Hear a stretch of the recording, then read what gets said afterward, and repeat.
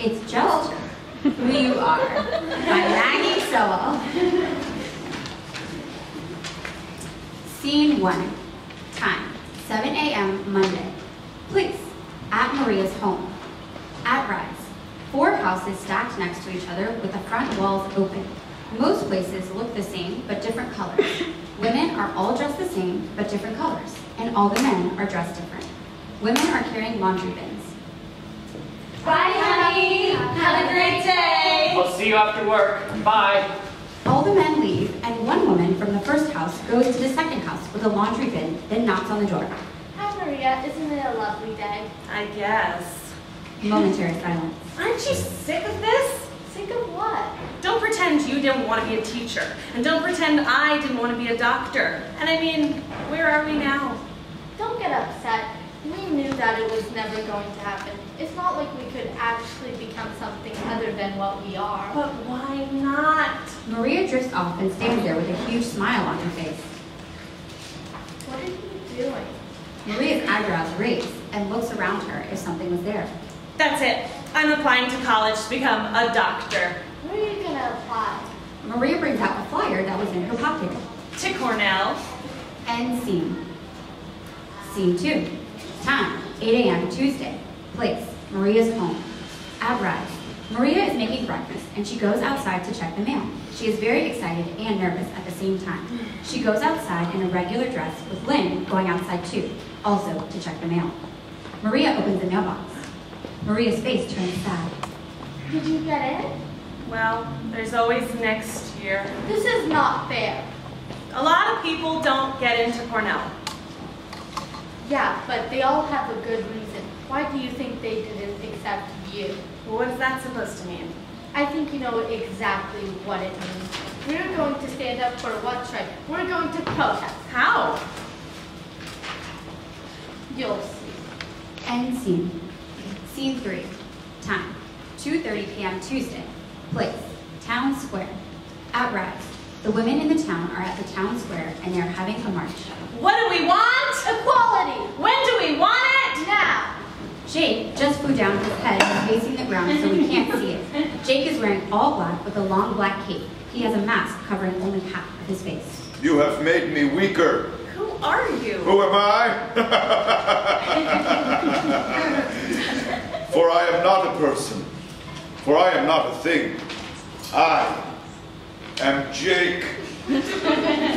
What do you want? I want you to stop. Why? Because it's time to go back to who you are and who you will always be. And who is that? I think you know who a woman should be. Yeah, I do. A woman should be strong and independent. Yeah! Ow! Stop! That hurts! And they should be free to do whatever they want to do. Yeah! Stop! No, and I never will. Jake shines with light and disappears because Jake was made of all the thoughts of what a woman should be, so he's not actually a human. So when Maria finally said what a woman really should be, he was destroyed. Maria and Lynn look at each other and smile. End scene.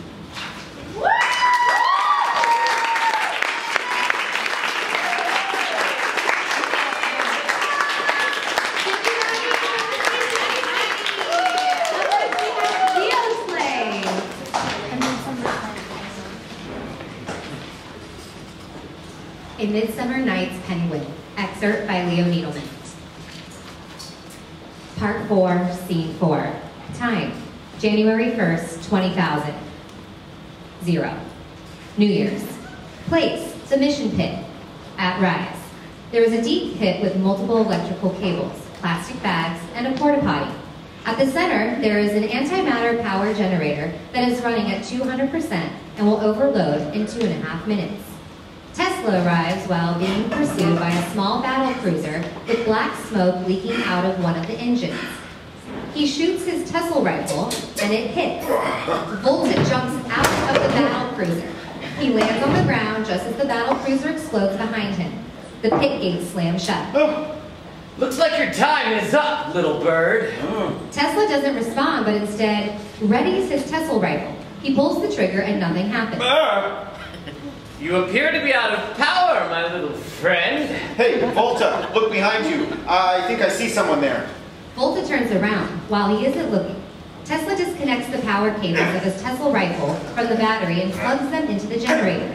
A light flashes on the Tesla rifle. He aims, pulls the trigger, and the Tesla rifle overloads and explodes. Looks like you've been overpowered, my friend. Here we are again, at the end. Before you die, you should know who I really am. I am... You're the Emperor? Volta smiles. Tesla takes a mostly uninsulated piece of wire and connects it to the generator, forming an electro whip. He hides it behind his back as Volta begins to speak again. You guessed right, Mr. Ravensworth. How fitting that we will die together. Tesla realizes that Volta has let his guard down. He quickly takes out his electro whip and shocks Volta. Goodbye, old friend. Tesla hides behind the porta potty as the antimatter generator explodes. He enters some calculations on his Tesla porter and teleports out of the blast range of the generator. Lights flash bright white, then darkness. Part 5, Scene 1. Time, January 1st, 20,000. 1:17:54. Place, a small town near the antimatter power generator. At rise. Lights turn on. The town is peaceful. Birds are chirping and many of the penguins in town are happily going about their lives. All of a sudden, a huge mushroom cloud billows up not even 5 kilometers away. The town residents gasp. As they are watching the explosion, Volta crawls into the town. The residents' gaze shift to him. He smiles guiltily. Sorry about that power generator. There was a huge fight over there and... Don't worry, it's okay, right? Turns around to face other residents and stares at them. Residents cheer. See, you're safe here. Now, sit down and tell us your story. Are you sure? It's very long. No, we don't mind. Come on, tell us. All right, if you insist. Lights fade out. Volta's backstory. Volta's backstory, Scene 1. Time, June 19th, 1974, 13:07:43. Place, a lavish room in a large palace. At rise, lights fade in. Young Volta is lying on the extremely large and soft bed. He is playing a game on a large box with a screen and a controller attached to it. He seems to be really getting into it when a failure sound plays. He throws the controller down in disgust. He sighs and turns around to look at the picture of his recently deceased mother just as his butler enters the room. Volta, you need to come with me, now. All right, what's the big deal? Is it another party? Because I could sure use another party. No, it's your father. He's deathly ill. Come quick. Butler leads Volta out of the room at a run. The lights turn off. Volta's backstory, Scene 2. Time, June 20th, 1974, 9:07:29. Place, a cemetery next to a large mansion. At rise. The lights turn on, not all the way. There is a large coffin next to a deep pit with a gravestone at the front. Nearby, there is a recently filled pit. All of the penguins surrounding the coffin are crying as 2 strong penguins lift the coffin off the ground and place it in the hole. They then proceed to fill the hole with dirt. Why did he have to die right after Mom? He told me that he would never leave me after she died. Don't worry. I'll take good care of you. That's what he said just before he died. Young Volta starts to cry more and more until he has a full-on breakdown. When Butler tries to carry him away, he pounds his fist on Butler's back. He stays here for quite some time until he calms down and leaves with Butler. The lights slowly fade to black. Volta's backstory, Scene 3. Time, August 19th, 2009, 11:17:23. Place, a huge lavish room overlooking many cubicles in an extremely large mansion. At rise. When the lights turn on, young adult Volta, the Emperor of Antarctica, is sitting at a large desk in the room when a teenage Tesla walks in. He plops down in the chair across from Volta and sets the papers down on the desk. Tesla is applying to work with Volta as a programmer for Antarctica. Tesla, right? Glad to see you. We need all the workers we can get here. So, what are your credentials? Well, I'm an expert at Python, Java, JavaScript, HTML, CSS, C, C++, C#, Ruby, XML, Basic, Visual Basic, Swift, Perl, Fortran, Pascal, Lisp, APL, COBOL, AppleScript. Okay, I'm sold. You're hired. Just as a question, how many programming languages do you know? 2,163 or 64. I don't remember the exact count. It's somewhere close to that. Wow, that's a lot. Just wondering, what other credentials do you have? Well, I used to work at Microsoft. I was the son of the founder of Google. I built rocket ships in my spare time. My uncle works for the Interpenguational Space Station. One of my friends is developing a game called Minecraft. I won 2 giant nuts in BattleBots. I play the clarinet, piano, and the theremin. Yeah, that's all. I have a feeling that you're going to be the best worker here in a while. Yeah, me too. So when do I start? Now! Lights quickly turn off. Volta's backstory, scene 4. Time, November 18th, 2014, 15:29:14. Place, Tesla's huge cubicle in Volta's mansion. At Rise. The lights turn on, but only at a very low level. Tesla is coding in 3 obscure coding languages at once on a giant computer screen. Just as he clicks enter to run the program, Volta walks into the room. What are you coding? I'm debugging the website. In Basic, Perl, and Lisp? Well, I want a challenge, you know. HTML is so easy. I can't argue with that. Oh, by the way, can you introduce the newcomer Max to our business? I'm going out for a special occasion in a few months, and I need someone who I can count on to supervise for me. Can you supervise for me? You can count on me. Exit all, lights down. Volta's backstory, scene 5. Time, January 3rd, 2015, 7:30:44. Place, the front of Volta's huge mansion.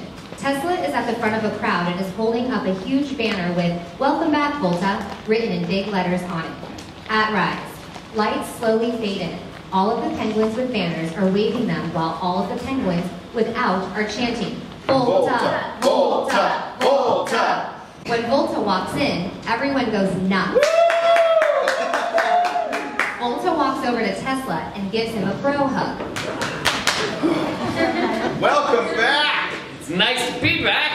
Did anything happen? Well, it turns out Max is a great worker. Really? Yep, he's already done a ton of stuff. Enter Max. Hey, you're Volta. I've heard so much good stuff about you. Like what? Well, I've heard that you're the best penguin ever, that you single-handedly created this company. Yeah, the list goes on and on and on. Tesla winks at Volta.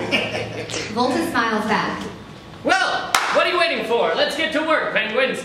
Exit all, lights turn off. Volta's backstory, scene 6. Time, March 17th, 2019, 10:29:46. Place, a park outside of Volta's mansion. At Rise. Lights flash on, off, on. Tesla and Max are eating their lunches. Max is holding up a picture of something, while Tesla is holding up a different picture. Max seems to be really worried. You see? He's using us. As soon as he achieves world domination by releasing the robots that we programmed, he'll get rid of us. We're useless to him, except as slaves. Don't you see it? This picture is one of his calendars. Right there. It says, "Kill off all workers and achieve world domination." Max, stop showing me fake pictures. Volta is the perfect boss, and we both know it. Enter Volta. He has been hiding behind a bush and listening to them. Yes, Tesla is correct. Now run along, Max, and get rid of that hoax. Will you? It's not true. Exit Volta. See? I told you. Now we need to get back to work. Exit all, lights down. Volta's backstory, scene 7. Time, March 18th, 2019, 14:16:24. Place, Volta's office. At Rise. The lights slowly fade on. Volta is not in the room when Tesla walks in. On Volta's desk, there is a running desktop computer in the middle of the desk and a bunch of photos of Max, as well as a "You're fired" note. Well, Volta isn't here right now, so I guess this would be a good time to check if Max was right, or if he was just making up a hoax. Tesla checks to make sure no one is coming. Then he runs around to the computer. He clicks on the calendar button to check. All of a sudden, he gasps in surprise. He's about to run away when Volta enters. What a tiring day.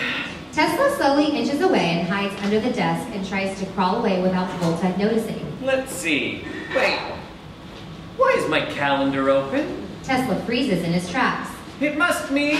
Search his room. Eye pass over Tesla. Volta sees him but pretends not to. It must mean maybe that I'm getting forgetful. Now, where were we? Tesla resumes, slowly inching away and eventually exits. Now run along, little Tesla. Little do you know, you're in much, much bigger trouble than you think. You've just scratched the surface of an infinite legacy. You're only a speck in an infinite length of time. Exit Volta. Volta's backstory scene 8. Time, August 9th, 2019, 17:09:27. Place, Volta's office. At Rise. Volta is lying back in his chair, feet up on his desk. Tesla runs into the room, the lights turn on. I know what you're up to, Volta, and I'm here to put a stop to it. Oh, I was wondering when you would finally work up the courage to confront me. I thought that maybe it would take you a few more months, maybe until next year. How did you know? You think I didn't notice the open calendar window? Oh. The back doors you had made in your coat so you could get in without anyone noticing? The sloppily covered up trail of hacking? I'm more of an expert on those things than you think. You can run away if you want. I won't criticize you. But we will meet again, Tesla and Brutesy Ravenworth. We will meet again. Exit all, lights slowly fade to black.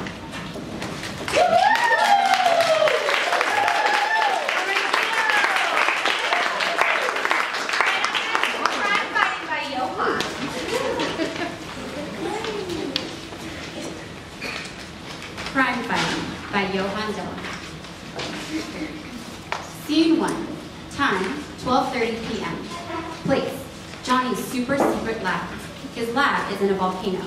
It is high-tech and has a lot of modern inventions that he invented. At Rise, Johnny is working on a high-tech banana that can float. Johnny is 25. He is really into engineering. That is what he does for a living. He is kind of boring because all he is interested in is technology and inventing and stuff like that. I'm almost done with my floating banana.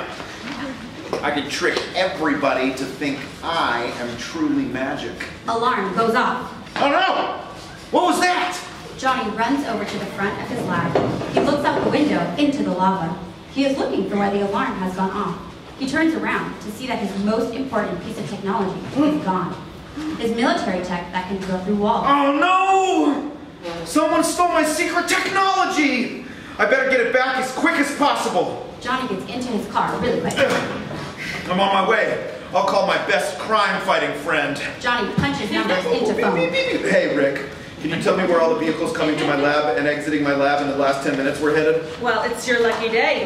No other car has been here except for yours. That's impossible. Someone just stole my tech a couple of minutes ago. What kind of tech was it? What?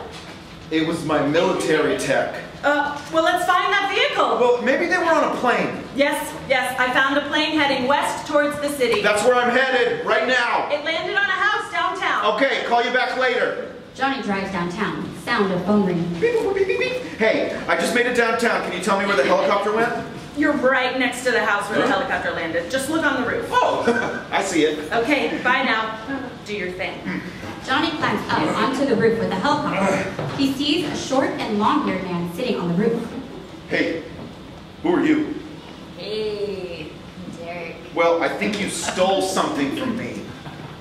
I don't recall stealing anything. Oh, maybe you're talking about the other Derek in the helicopter.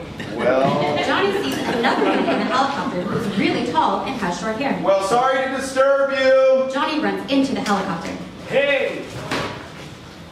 You stole my military tech! I know, so? I want it back! Okay, take it. It's in the back room. Oh. Derek points to the back of the helicopter. Johnny points to the back. Derek! I don't see it! The door helicopter closes behind Johnny. Oh. Help! Johnny pounds on the door as hard as he can. I don't understand who you're calling to. I'm the only one here. Stop being dramatic. Your tech is in that room. Can't you use it to get out? Oh, now I see it. Johnny gets into the drill machine. He drills a hole through the helicopter door. Oh, yay! I got out all by myself. Seriously? Johnny moves over to where Derek is standing on the roof. I will fight you now. So, Johnny, it's come to this. Johnny hits Derek in the head and then ties him up to the helicopter. Derek wakes up after he is tied up. I'll get out sometime. Wait, where did my military tech go? I took a long time making it. I better get it back as quick as possible. Derek gives Johnny a smile. Wait, I see a controller in your pocket. Johnny takes the controller out of Derek's pocket.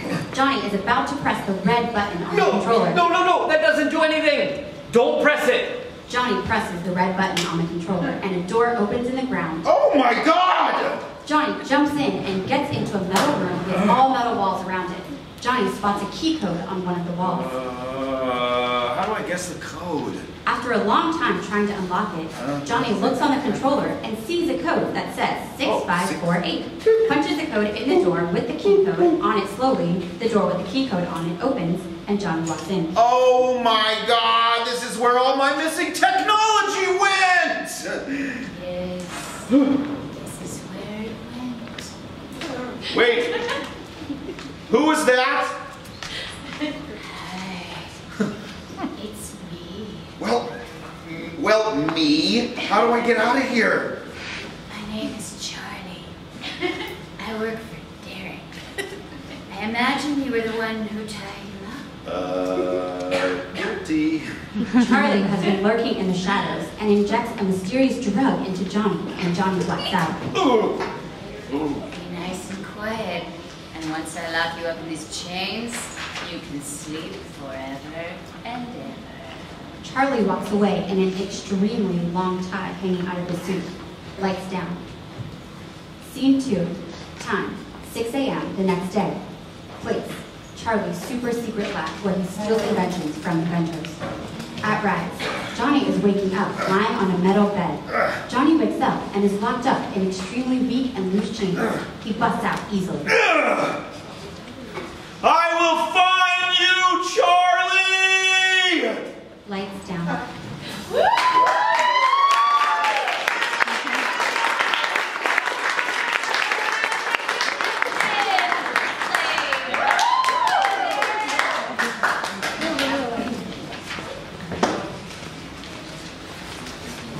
What Do You Remember by Evelyn Stanley.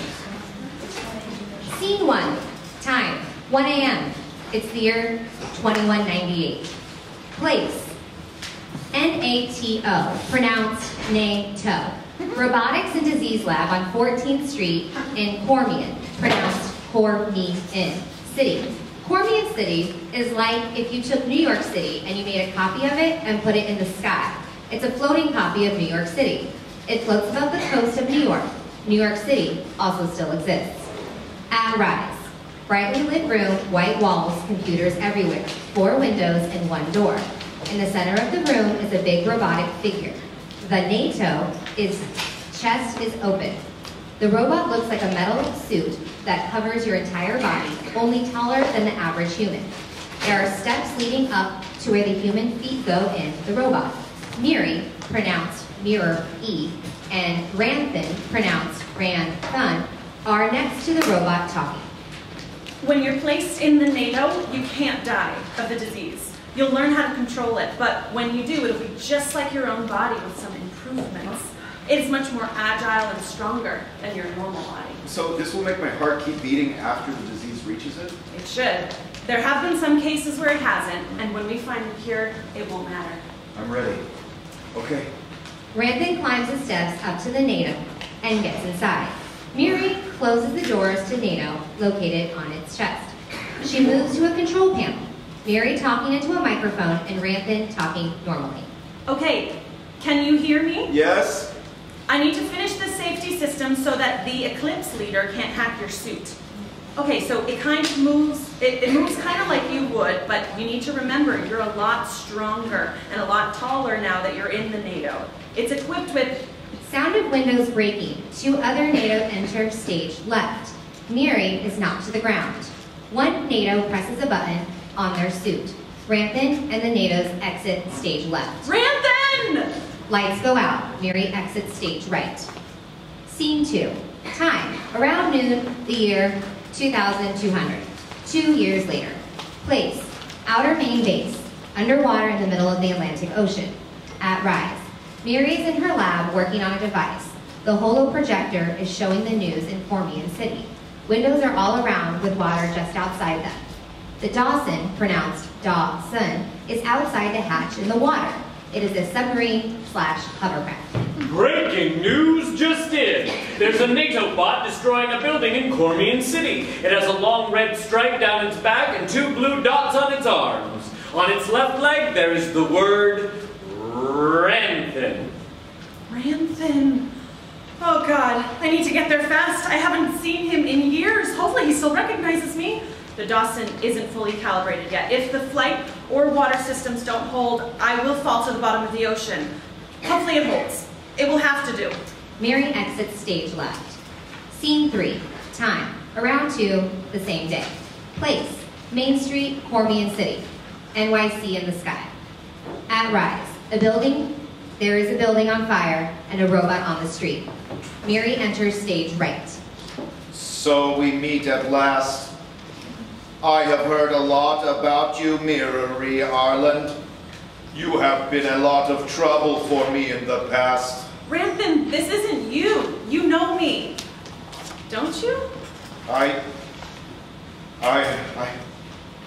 seen you before in a picture or a dream. So you do remember? I have never met you before. I only know your reputation and how much trouble you have been for me searching for your brother. Under her breath. So he is controlling you. The Eclipse leader. Miri lunges at Ranthan. Ranthan sidesteps.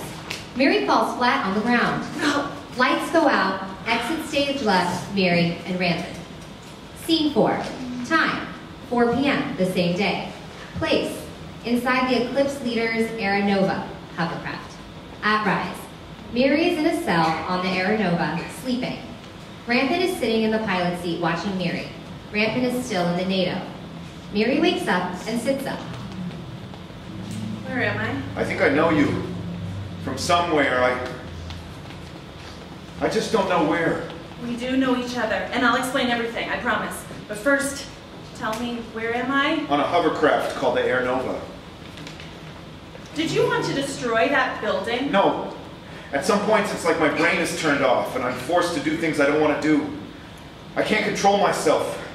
It just doesn't work as well if I don't comply. So I made a deal. If I work for 4 years and deliver 2,000 targets to him, he will let me go free.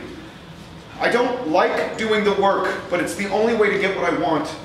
Why don't you just deactivate the control panel that the Eclipse are using to control you? I can't. It's activated by looking at whoever controls me's eyes. Okay.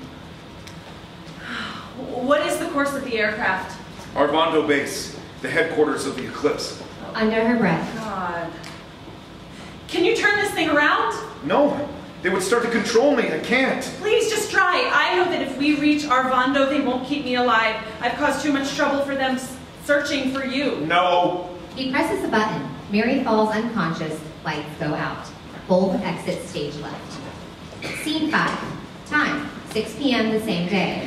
Place, Arvando Base. Control room with 2 cells next to it. At Rise, Miri is locked in a cell, asleep. Control panels all around the room with the numbers and letters labeling them.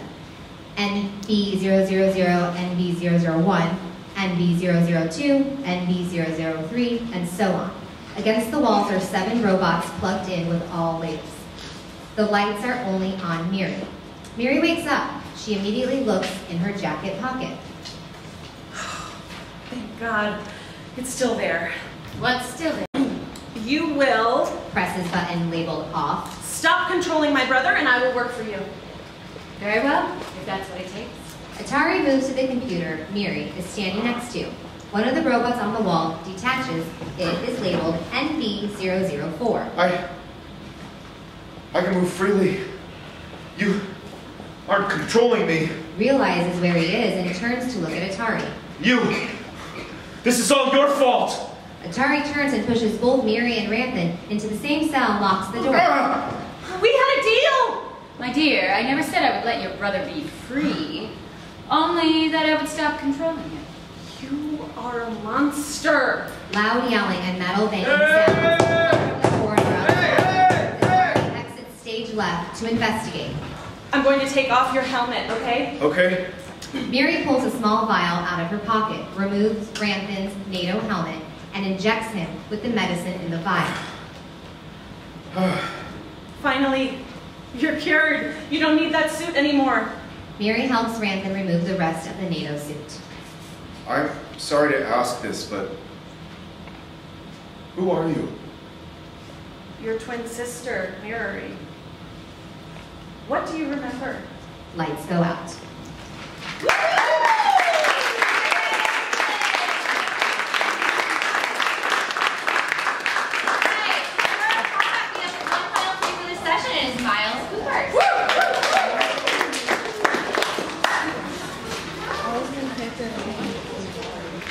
The Apocalypse by Miles Cooper. Scene 1.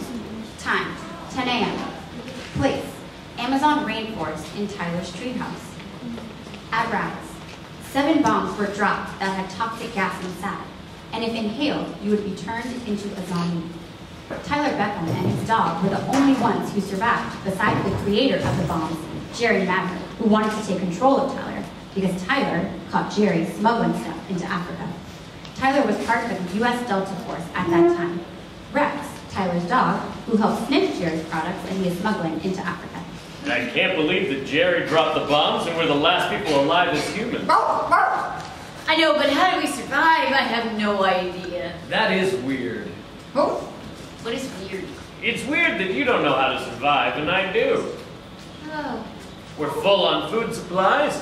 Hopefully the treehouse I made is strong enough because it's pretty big and all the stuff in here is heavy. What is it, boy? Holy moly, there's so many zombies. I'm glad I made that crystal weapon. What's it called again? Oh yeah, Soul Whipper. It basically makes them paralyzed for 48 hours. It's time to get some materials. Let's try out the Soul Whipper. I got this. Lights go down on Rex and Tyler, stage right. Jerry enters with like 3 zombies, and lights come up on him, stage left. Jerry is at his base in Brazil. He is planning to capture Rex. Jerry speaks like a valley girl. So, while they're fighting off the zombies, some of them are going to sneak behind Rex and grab him and run back to the base. Got it, zombies? Now go get 'em. Lights go down, stage left. The zombies cross to stage right. Lights come back up, stage right, on Tyler and Rex. They are back at Tyler's treehouse. The zombies have approached. Tyler and Rex are fighting back and paralyzing the zombies. There's so many of them. Watch out, Rex. There's some zombies behind you. Help me, please! The zombies are taking Rex back to Jerry's base. They are pulling him by his collar. There's so many of them. They're blocking me, but don't worry. I put a tracker on you so I can see where you're going. Lights go down, stage right. Lights come up, stage left. The zombies and Rex cross to stage left. They are back at Jerry's base in Brazil. Yes! Yes! Yes! I did it! No, we did it. Fine. We did it. Lights go down, stage left. Lights come back up, stage right. Tyler is back at his treehouse, which is basically his base. No, no, no! My life is ruined! I have to save him. Ugh. I'm glad that the Soul Whipper worked at least. I think I should put the zombies into the metal box. The time has come. I have to raid Jerry's base. Tyler goes inside his plane. In the plane, Tyler plans his raid on Jerry's base. The lights come back up on stage left. The audience can see Tyler in his plane and also a building, like a fortress, stage left, with just like a patrol of zombies. Okay, so I'll sneak in on the left and walk down the hall, go inside the bathroom, and then I'll paint my face with face paint to look like a zombie, and then I'll go to the jail cells in Jerry's face and break Rex out. The audience sees a little red plane fly across the stage with like fighter jet sound effects, like a sonic boom. Tyler arrives at the airport and walks to Jerry's base, which is stage left. Lights go down on stage right. All right, I have my soul whipper. There's the door on the left.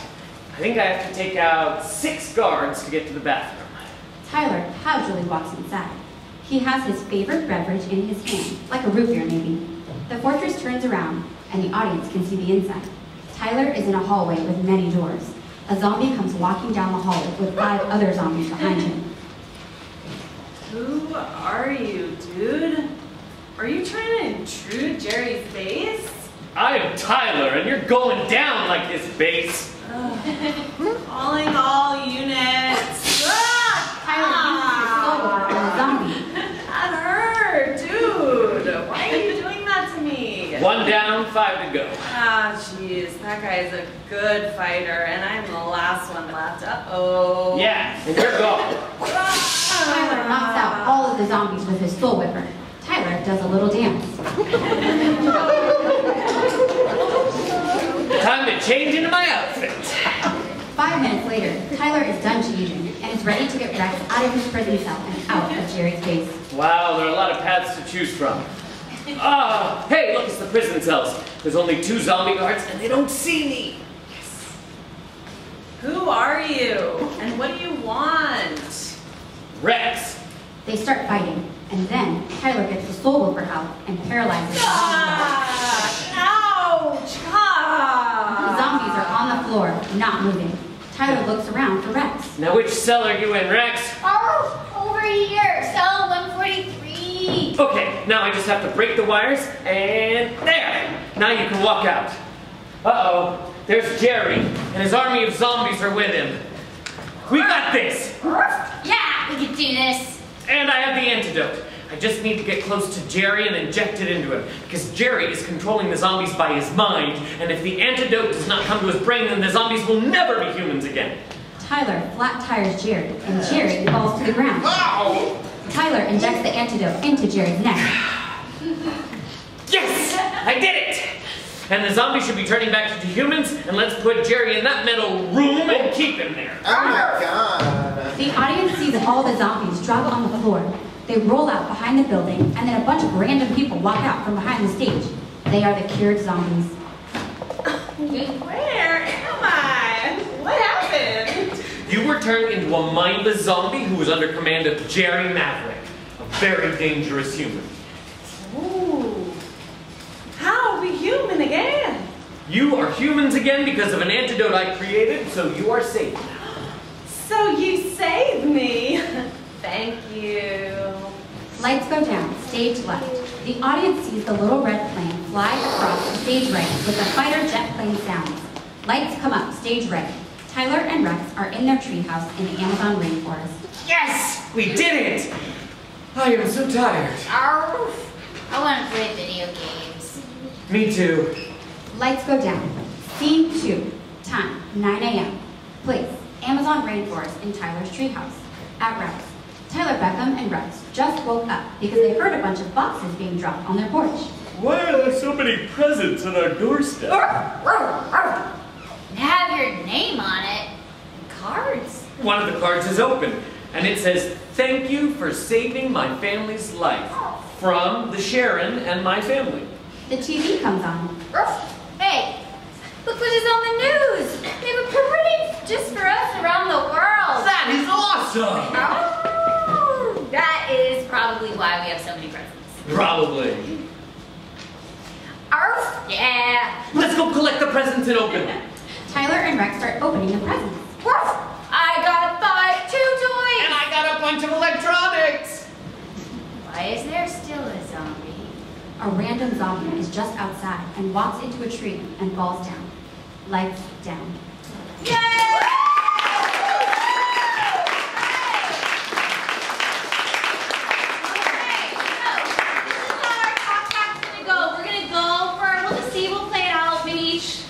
Chance to answer a question, or if they have a question for you, this is like a conversation about the stories you just heard. So I'll bring you the microphone. Here, come.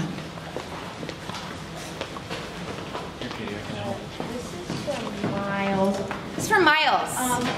Why was there a random zombie at the end? And then he like destroyed all. Okay, why was there a random zombie at the end? Back and forth. Thanks, I'll Patrick's gonna do it. He's gonna be our roadie. Awesome.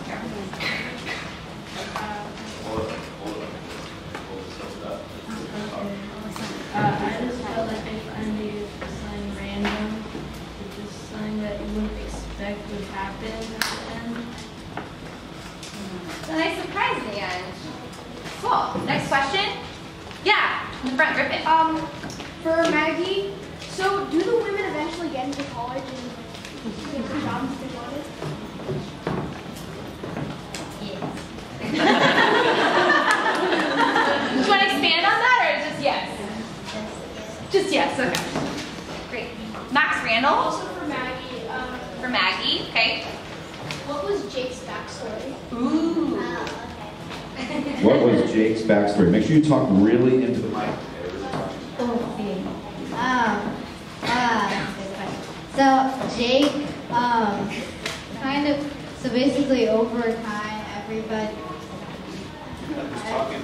everyone was kind of forming in their minds what they think someone or something should be and not what they actually want to be. So eventually those thoughts got so strong that they took form into the shape of a person, into the personality of a person who basically just wants to create that to be true. Thank you. Javi? Javi, here we go. Talk right into the mic. Put it right in your mouth. How did Tyler survive the gas bombs? Okay, here we come. Right into it. Well, his suit that he was wearing in the This suit right here? it was it had air supply connected to the back so he could breathe. And his dog, also the treehouse, live windows that had like fans inside, and so the gas could get inside the building, the treehouse. Cool. Any questions for Leo, Evelyn, or Johan? Alma? Okay, coming your way, Alma. Okay, give it a shot. It's kind of a basic question, but what inspired you to make this play, and why did you want people to know your play? Okay, what inspired you to make this play? We'll start with you, Leo, okay? Good question, Alma. Well, the Tesla Max Volta, that was all originally from this book I wrote. And I'm like, oh man, I'm playmaking. I really want to write a play. And let's see, what could I write it about? Oh yeah, I could write it about Volta and Tesla and Max and Halo. All of those. Cool. Evelyn, did you want to answer that too? Yeah. Your inspiration? No? How about you, Johan? Cool. For my Right up to your mouth, okay? Hold it. For my inspiration, I came to this class a little late, so I was just thinking, hey, what should I do for this? And then the obvious answer is like those movies where there's like a superhero in it and stuff. That's the first thing that came to my mind, and I just used it. Great. Cool. Okay, question for Evelyn, or Evelyn, do you have a question for the audience about your play? Yeah, here we go. Yes. Evelyn, how did you feel when you saw your play being acted out? Ooh, good question. Really good question. I was kind of nervous. Right up there. I was kind of nervous, but yeah, it was fun. Cool. Okay, final question from Max Randall, and then we're going to have intermission. Okay, good. How'd you pick the names for your characters? Actually, this is everyone. Okay, does someone want to answer that? Hey, Ellen, you answer it first, and maybe somebody else can answer it too. Atari's gaming console from like the 80s or something. Like my friend got her dad for Christmas or something. So that was that idea. And then Miri's the main character in a book I read in like 7th grade. I don't know. Yeah. And then Ramsey was just cool. Yeah, Leo, how about that? Well, Tesla in games are put my name as Tesla Penguin, so easy choice. And then Volta, I Tesla, Volta, they're both famous electrical scientists. And then Max and Hazel, I just thought that those names, I was looking up their names with like an X or a Z in them. And I thought that Max and Hazel kind of fit the characters. Great. Not anything related to you, Max. I thought the characters Okay, Maggie wants to answer that as well. Well, there was one for Jake. I couldn't come up with like a good villain name, and then Peter just kind of shouted out Jake, and then I came up with that line, and I wanted to change it, but then I didn't. It's stuck. Cool. All right. Thank you guys so much.